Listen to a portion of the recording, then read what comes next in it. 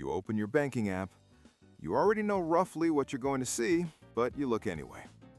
The number sits there, not terrible, not great, and you quietly think, I'll do better next month. Most of us live our lives inside moments like this, working for money, worrying about money, promising ourselves we'll get smarter with money. But there's a missing piece almost nobody is shown. Not how to budget or save an extra $50. I'm talking about the system around your money. What it is, how it's created, why it can feel like you're running just to stay in place. In this video, we'll walk through how money really works in everyday life and why your struggles with it are almost never just about willpower. Once you see the mechanics, a lot of your past decisions start to make more sense, and your future decisions can start to change. Let's start with a basic question. What actually is money? You've probably heard the textbook line, money is a medium of exchange, a unit of account, and a store of value. All true, but not very helpful when you're staring at your balance. Here's a more practical way to think about it. Money is organized trust. It's a shared agreement that certain symbols, paper notes, coins, and especially numbers on a screen can be exchanged for real things: food, rent, time, skills, safety. When you get paid, you're not receiving wealth itself. You're receiving a claim on wealth. You're holding a token the system recognizes that says you can ask other people for their time and resources. That only works because people trust the system behind those tokens. They trust that when they accept your money today, they'll be able to use it tomorrow. Here's the part almost nobody gets taught. In the modern economy, most of the money you interact with isn't physical cash. It's numbers in databases. Your balance is an entry in a bank's computer system, and most of that balance exists because somewhere, someone took out a loan. We often imagine banks taking money from savers and lending it to borrowers, like a big pool in the middle. But when a bank approves a loan, it doesn't pull out someone else's cash. What actually happens is this. The bank types a number into your account. That number becomes your deposit. New money has just appeared in the system. Loans create deposits. Your deposit is someone else's debt. Someone else's debt is your money. So the money you use every day is really a web of promises and obligations, all resting on one big assumption, that most people, most of the time, keep paying what they owe. That's the foundation. Now let's add the next layer. Let's talk about interest, the engine that keeps this system moving. Imagine a bank creates $1 million in new loans at 5% interest. $1 million of new money now exists, but attached to it is a contract. At some point, $1,050,000 has to be paid back. The extra $50,000 doesn't exist yet. It has to come from somewhere.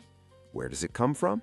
From more economic activity, more borrowing, more money being created elsewhere in the system. This isn't a secret conspiracy. It's a mechanical consequence of how we've designed things.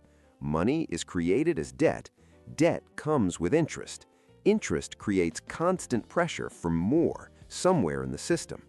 That pressure shows up in your life as work harder, earn more, grow the business, be more productive, keep up with payments.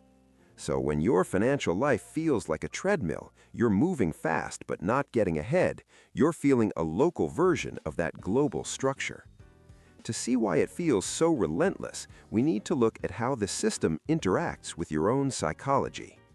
The mechanics of money are half the story. The other half is how human brains work. There are three patterns the modern financial system leans on. First, present bias. We naturally value now more than later. A dollar today feels more valuable than a dollar next year. Credit cards, overdrafts, buy now, pay later are built around that. They let you pull future income into the present. You get the car now, the holiday now, the new phone now, and your future self sends the payments. Debt is time travel for consumption. Used carefully, that can be useful. Used automatically, it chains your future time to your present impulses. Second, loss aversion. We feel the pain of losing money more strongly than the pleasure of gaining the same amount. Losing $100 hurts more than finding $100 feels good. So it feels easier not to open the bill, not to check the statement, not to look at an investment account that's dropped. Avoiding the information avoids the feeling of loss, but also makes it harder to change direction. Third, status. Once basic needs are covered, money also becomes about signaling. The car, the phone, the neighborhood, the holidays, they don't just meet needs, they send messages. I'm doing okay. I belong. The system is very good at offering you those signals before you can truly afford them. You can have the lifestyle now. The monthly payment is only this much. None of this means you're irrational or bad with money. It means you're human in a system that has learned how humans behave. Now let's see how the same tools can produce very different results. On paper, you and a wealthy person have access to similar tools: debt, investments, property, businesses, but the game being played with those tools is often very different. If you use debt mainly to consume, upgrade the car, redo the kitchen, buy the holiday, a few things happen. Your debt goes up, your lifestyle goes up, at least for a while, but your ability to earn money doesn't necessarily change. You're trading future flexibility for present comfort. Now look at how someone with assets might use debt. They borrow to invest. They take loans to buy a rental property, expand a business, or buy more shares. Their debt goes up, but so do their assets and their future cash flows. If the return on what they've bought is higher than the interest they're paying, the system starts to work in their favor. Add time, and compounding quietly takes over. Take $10,000, invest it at 10% annual return, and leave it alone. In 40 years, that $10,000 grows to over $450,000. That's the power of compounding. But to start that process, you need spare money to invest and enough stability to leave it alone. If most of your income is tied up servicing yesterday's decisions, credit cards, car loans, personal loans, you simply have less room to let compounding work for you. This doesn't prove the math is rigged in some deliberate way. It does show how starting position, safety nets, and knowledge change how the same system feels from the inside. So what do you do with all of this? Understanding how money is created, how interest works, and how your psychology gets pulled into the system doesn't instantly pay off debt or raise your income, but it does something important. It lets you stop treating every money problem as a personal moral failure. If you've felt stuck, ashamed, or constantly behind, you've been feeling the weight of a system you were never really shown. You were taught how to use money, how to spend it, maybe how to save a bit, but not how money itself works. Once you see the mechanics, a few things change. You'll notice when debt is just time-traveling comfort into the present, and when it's actually building something for your future. You'll see status purchases not just as monthly payments, but as part of a machine that wants you locked in. You might still feel pressure from the system, but you'll recognize which parts are structural and which parts are optional. You probably won't become a billionaire. That's not the point.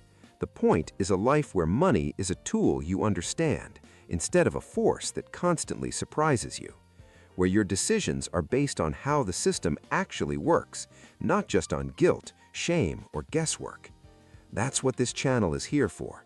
On Financial Mechanics, we break down the systems, structures, and incentives that shape your financial life, from income and debt to housing, interest rates, and the psychology behind your decisions. If you want to keep pulling back the curtain on how money works and use that understanding to make calmer, more deliberate choices, subscribe and stick around. The system isn't simple, but the more of it you can see, the less it gets to decide for you.